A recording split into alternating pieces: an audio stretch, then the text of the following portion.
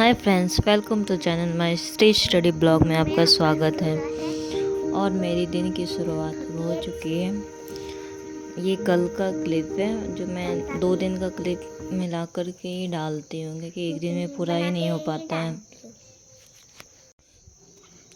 और मेरी कल की वीडियो है 14 नवंबर की, जो कि मैं अपने पढ़ाई स्टार्ट करने जा रही हूँ जीविका की। अब ज़्यादा टाइम तो बचा ही नहीं है एग्ज़ाम के लिए, बस 15 डेज़ ही बचा है। 17 डेज़ मेरे लिए बचा है। और देखिए, अभी मैं पढ़ रही हूँ साइंस और टेक्नोलॉजी का, मतलब जीविका का मैंने बुक लिया था तो उसी में मैं पढ़ रही हूँ।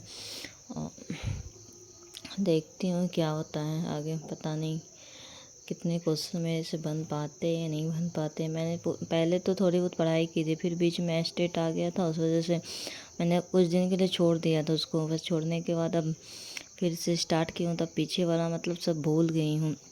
अगर पढ़ाई अब रेगुलर मतलब जो सब्जेक्ट का नहीं करो ना, तो फिर वो भूल ही जाते हैं हम लोग। अगर नहीं तो रेगुलर करने के बाद फिर वो ठीक मतलब समझ में भी आता है, और मतलब थोड़ा बहुत कुछ याद भी रहता है। वही सब बोलने के बाद फिर से मैं रिवाइज कर रही हूँ। और आप लोग अपने घर में कैसे कर रहे हैं? जो जीविका का फॉर्म भरे हैं वो लोग प्लीज़ कमेंट कीजिएगा, आप लोग की तैयारी कैसी चल रही है। और मेरी भी थोड़ी बहुत अच्छी चल रही है। ये आज का मॉर्निंग का ये है जो कि मैं डाली हूँ। मॉर्निंग में मैं पहले सुबह सुबह उठ गई थी, उसके बाद मैंने अपने लिए कॉफ़ी बनाया था। मुझे ठंड के दिन में कॉफ़ी पीना बहुत ही पसंद है। और ये मतलब थोड़ा सा चीनी और 1 चम्मच ये कॉफ़ी डाल करके उसको मतलब फेंटते हैं, पूरा फेंटते फेंटते वाइट, ये देखिए देख सकते हैं वाइट पूरा आ चुका है। और इसमें मतलब गरम गरम दूध डालने के बाद बहुत ही अच्छा मतलब स्वाद लगता है ये पीने में, और मुझे बहुत ही पसंद है। फिर नहा धोवा के मैंने नाश्ता कर रही हूँ। नाश्ते के पहले मैंने कुछ भी पढ़ाई नहीं की थी।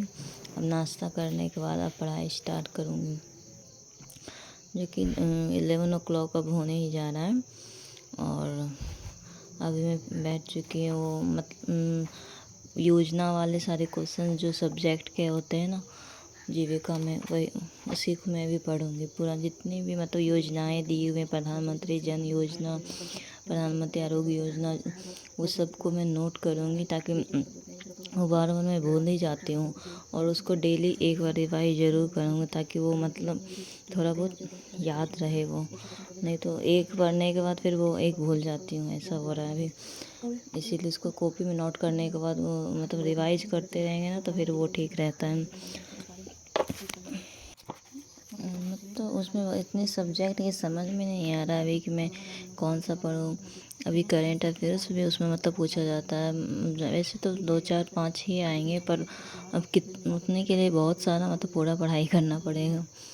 और फिर 5 नंबर का वो जीके भी आएगा, उसको भी मैंने पहले पढ़ रही थी, पर अब बिल्कुल भी मैंने भी छोड़ चुका है। हिस्ट्री, ज्योग्राफी ये सब, क्योंकि अभी एस्टेट का ही मैथ्स का ज़्यादा मैं रिवीजन कर रही थी, और फिर वो सब मत छूट चुका है पीछे। एक पढ़ाई करो तो एक छूट जाता है, ऐसे ही मतलब हो रहा है। हाउस वाइफ के लिए इतना मुश्किल हो जा रहा है ना, पूरा मतलब समय निकालना बहुत ही कठिन होता है। अब मतलब पूरे दिन में आप सोचिएगा कि मैं ये सब पढ़ पाऊँ, पर इतने मतलब काम आ जाते हैं कि पढ़ाई हो ही नहीं पाती है। और पढ़ाई नहीं हो पाएगी तो फिर हम लोग की तैयारी भी नहीं हो पाएगी, बस यही बात है।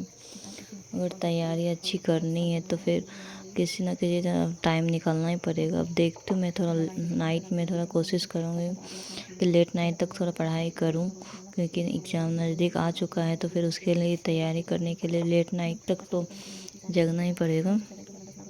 और आप लोग कितने घंटे की पढ़ाई कर रहे हैं अभी जीविका, और जिसने फॉर्म भरा है वो सब प्लीज़ बताइएगा। और मतलब कैसे कैसे आप लोग तैयारी कर रहे हैं अपने अपने घरों में, प्लीज़ उसको ज़रूर आप कमेंट करके बताइएगा, ताकि मुझे भी कोई मोटिवेशन मिल जाए। क्योंकि अभी मैं उतना मतलब नहीं हो पा रहा है मेरे लिए टाइम निकालना। और ठंड के दिन में तो बिल्कुल भी मतलब इतने छोटे दिन होते हैं कि इसमें मतलब सुबह उठते ही नहाते नाश्ता वास्ता बनाते खाना बनाते बस 2 घंटे 3 घंटे का ज़्यादा टाइम मिल पाता है, उससे ज़्यादा टाइम मिल ही नहीं पाता है हम लोगों को। इसी बीच अपना रिवीजन पूरा करना बहुत ही मुश्किल है। और इसमें मैथ्स भी आते हैं 5 नंबर्स के, जिसमें कि simple interest, compound interest, profit loss, ये सब के क्वेश्चंस उसमें आते हैं। और वैसे तो ज़्यादा नंबर के मैथ्स नहीं आते हैं, फिर भी आते हैं। और रीजनिंग भी आते हैं, पर रीजनिंग ये कि थोड़ा बहुत अभी मैं पहले पढ़ रही थी, फिर अभी स्टार्ट की हूँ। थोड़ा बहुत समझ में आ जाता है रीजनिंग, और मतलब बनाने में थोड़ा अच्छा ही मज़ा ही आता है हमको। रीजनिंग मतलब ठीक ही लगता है बनाने में। अब देखिए क्या होता है आगे। मैंने 1 घंटे की पढ़ाई मैंने अब पूरी कर ली है। फिर उसके बाद अब मैं थोड़ा जा रही हूँ खाना बनाने किचन में। और मैंने इस बीच सारे क्वेश्चंस को योजनाएं जितनी भी है, प्रधानमंत्री किसान सम्मान योजना, प्रधानमंत्री योजना, इस सब को मैंने सारी योजनाओं को नोट करके रखा है। और फिर खाना बनाने के बाद अब फिर से आ गई हूँ मैं अपनी बेटी का होमवर्क करवाने के लिए।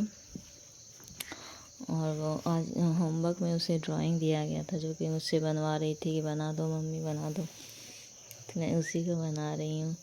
लोग देख सकते हैं ये इसे तो इतनी अच्छी ड्राइंग नहीं है, पर फिर भी मैं जल्दी मैंने बना दिया बस उसके कहने की वजह से। और फिर से मैं अब स्टार्ट करने जा रही हूँ सेकेंड अलॉट पढ़ाई की, जो कि खाना वाना खाने के बाद अब 2 बजे मैं अपना जा रही हूँ। अब मैं यूट्यूब पर थोड़ा क्लास देखूँगी, जो कि बिहार अड्डा पर ये सब पढ़ाते हैं, पता नहीं इनका नाम क्या है, मैंने देखा भी नहीं है ठीक से।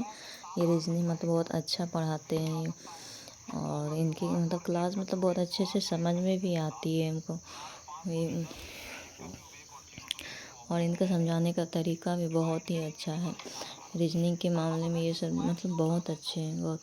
अगर आप लोग को भी अगर रीजनिंग समझ में ना आए तो प्लीज़ बिहार अड्डा में जाएं, और वहाँ पे ये मतलब सारे सब्जेक्ट का हो रहा है अभी, तो फिर ये रीजनिंग के ही पढ़ाते हैं। इनको देख इनसे आप पढ़ सकते हैं। मेरे से कोई भी मोटिवेशन मिलता हो तो प्लीज़ आप मुझे लाइक एंड सब्सक्राइब ज़रूर करिएगा, और बेल आइकन प्लीज़ दबा दीजिएगा, ताकि कोई भी नोटिफिकेशन आए तो आप लोग के पास पहुंच पाए। अगर वीडियो अच्छा लगे तो थैंक यू फॉर वॉचिंग।